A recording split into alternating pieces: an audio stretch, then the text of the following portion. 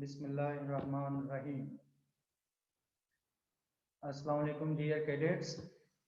Chemistry class first year. I am Taslim Hussain Sheikh, lecturer in Cadet College, Pannoa. Lecture number 1.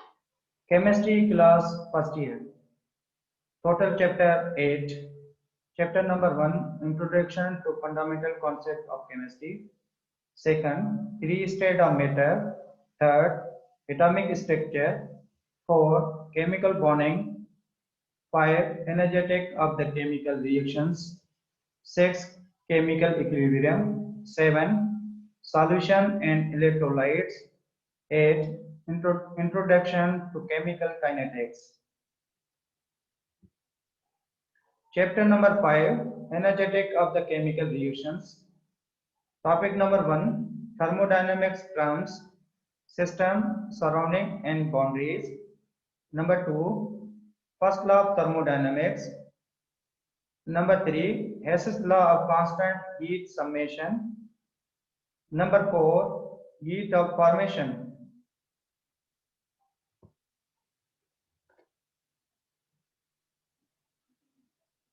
Thermodynamic terms, system, surrounding and boundaries. First law of thermodynamics.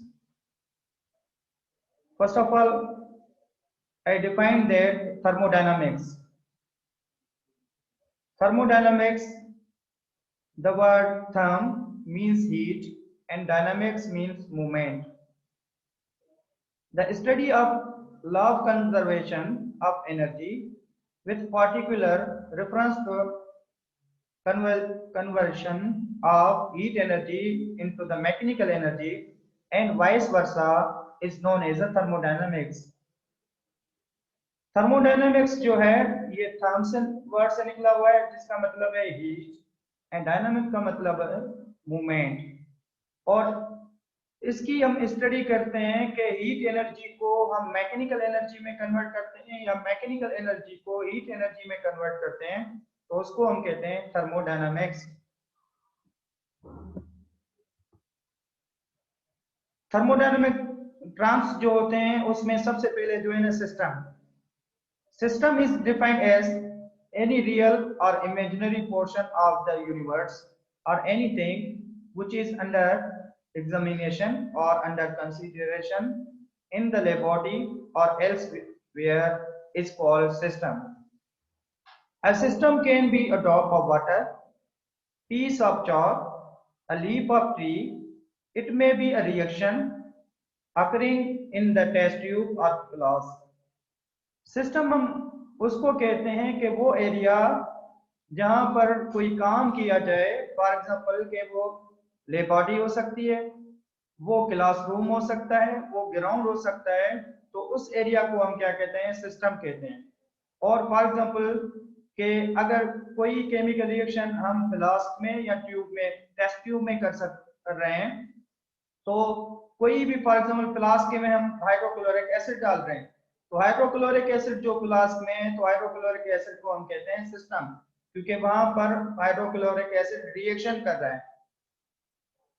और इस diagram के through हम system को समझेंगे। For example कि ये area है जहां पर हम वर्किंग कर रहे हैं, कोई काम कर रहे हैं, कोई केमिकल रिएक्शन कर रहे हैं, तो इस एरिया को हम कहते हैं कि system. For example compare to the next example, यहाँ पर हमने एक बीकर लिया है और यहाँ पर बीकर में ये जो ब्लू कलर का सॉल्यूशन है ये कॉपर सल्फेट है, इसमें हमने कॉपर सल्फेट डाला हुआ है बीकर में, तो ये इसमें जो कॉपर सल्फेट है इसको हम कहते हैं सिस्टम।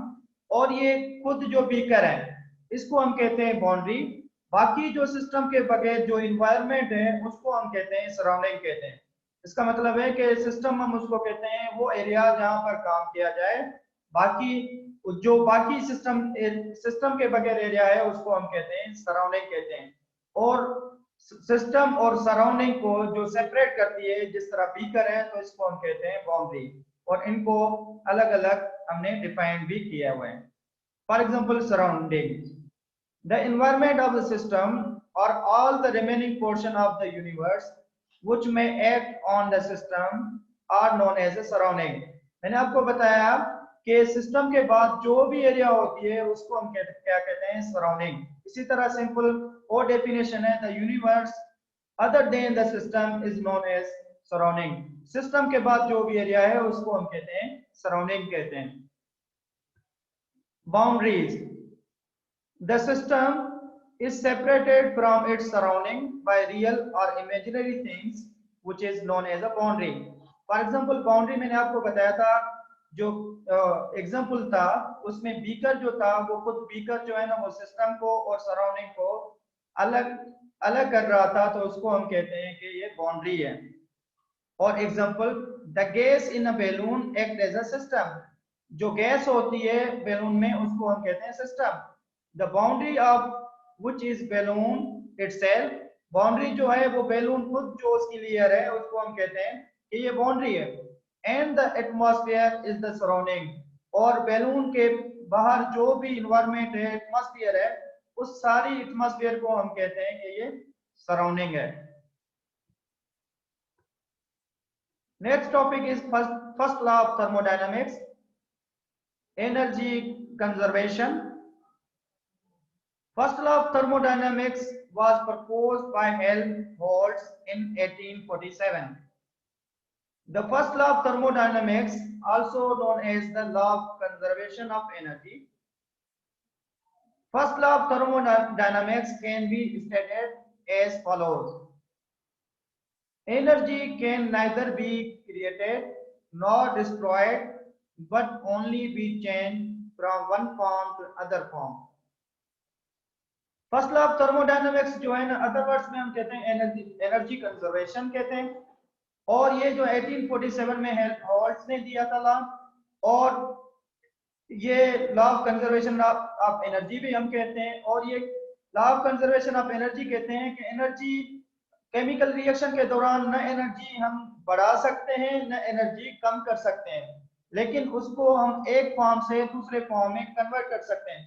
जिस तरह फॉर एग्जांपल के हीट एनर्जी को हम मैकेनिकल एनर्जी में कन्वर्ट करते हैं, या मैकेनिकल एनर्जी को हम हीट एनर्जी में कन्वर्ट करते हैं, तो उसको हम कहते हैं first law of thermodynamics. Example of thermodynamics, for example के यहाँ पर ये पोटैटो है, इसको हमने 5 किलो जूल एनर्जी दे दी है, तो आउटर एनर्जी हमने पोटैटो को एनर्जी दे दी, तो इसकी जो एनर्जी है, क्योंकि हमने डेफिनेशन में भी पढ़ा है कि एनर्जी ना हम कम कर सकते हैं ना ज्यादा कर सकते हैं। अब इसने 5 किलो जूल एनर्जी पोटैटो ने एब्जॉर्ब कर ली है, तो डेल्टा ई का मतलब होता है चेंज ऑफ एनर्जी। इसका मतलब है कि इसकी इंटरनल एनर्जी में जो चेंज हुई, जो एब्जॉर्ब एनर्जी की, वो 5 किलो जूल एनर्जी की, ना कम हुई ना ज्यादा हुई। The increase in the energy of a potato in an oven is equal to the amount of heat transferred to it, means के इसमें जो चेंजिंग हुई हीट की या एनर्जी की, जितनी हमने आउटर एनर्जी या आउटर हीट हमने इसको दे दी। फॉर एग्जांपल 5 किलो जूल दी, तो इसका मतलब है कि इसने 5 किलो जूल एनर्जी एब्जॉर्ब की, और इसकी चेंजिंग एनर्जी डेल्टा ई जो हुई वो 5 किलो जूल हुई, और इसका मतलब है ना एनर्जी कम हुई ना ज्यादा हुई। फॉर एग्जांपल इस एग्जांपल में हम देखते हैं, तो इस सिस्टम को हम 15 किलो जूल एनर्जी दे रहे हैं, लेकिन इस सिस्टम में कोई काम नहीं हो रहा, कोई वर्क नहीं हो रहा, तो इसमें क्या है कि 3 किलो जूल एनर्जी ये एमिट कर रहा है, आउट कर रहा है, और बाकी जो होगा वो 12 किलो जूल होगी, क्योंकि 3 + 12 = 15, क्योंकि ये 15 किलो जूल एनर्जी हमने दे दी, तो ये 15 किलो जूल एनर्जी इसकी होगी, क्योंकि सिस्टम जब वर्क नहीं कर रहा है तो कोई एनर्जी ना ज्यादा होगी ना कम होगी। तो इसको चेंज ऑफ एनर्जी जो होगी, ये यहाँ पर देखो कि अगर ये रिलीज कर रहा है, आउट कर रहा है, तो इसकी एनर्जी माइनस हो रही है, मींस डेल्टा ई जो होगी वो माइनस होगी। In the absence of any work interactions, the energy change of the system is equal to the net heat transfer. इसका मतलब है कि कोई भी काम नहीं हो रहा है इस सिस्टम में, तो जितनी हम एनर्जी ट्रांसफर करेंगे उतनी एनर्जी जो होगी, ये याद करो कि उसमें वर्क नहीं हो रहा, तो वही एनर्जी कंप्लीट होगी।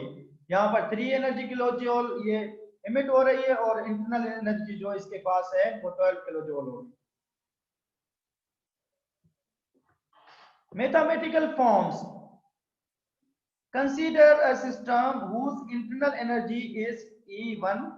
Let a quantity of heat Q absorbed by the system from the surrounding and does some work W on the surroundings while the internal energy change to the E2.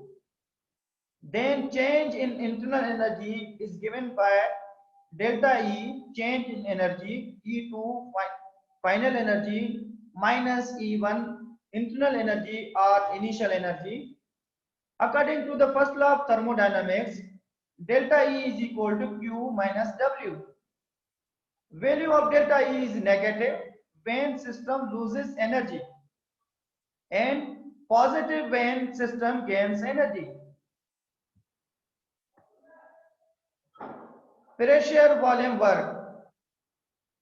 Consider a gas enclosed in a cylinder fitted with a frictionless weightless piston.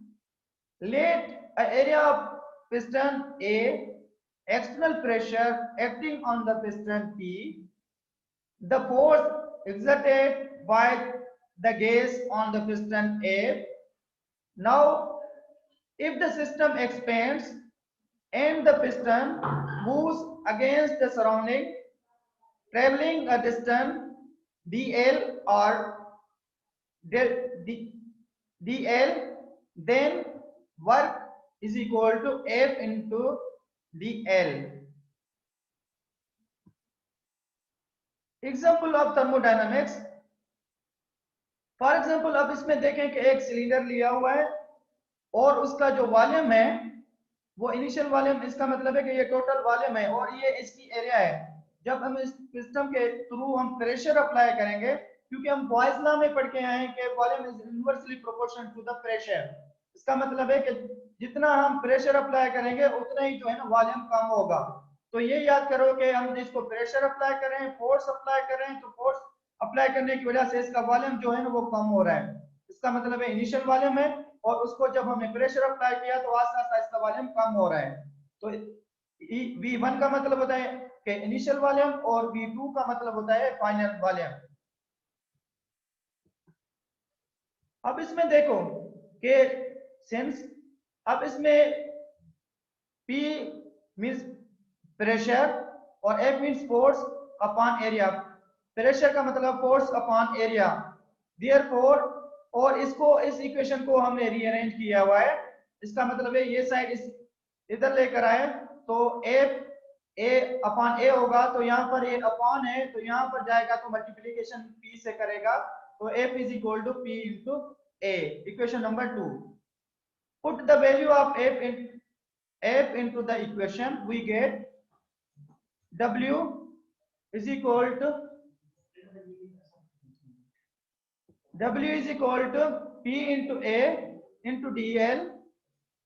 Since A into dl is equal to delta V, so equation 3 can be written as W is equal to P delta V. According to the first law of thermodynamics, delta E is equal to Q minus W. Equation number 4. Put the value of W in equation 4. We get delta E is equal to Q minus P into delta V, or other Q is equal to delta E plus P delta V.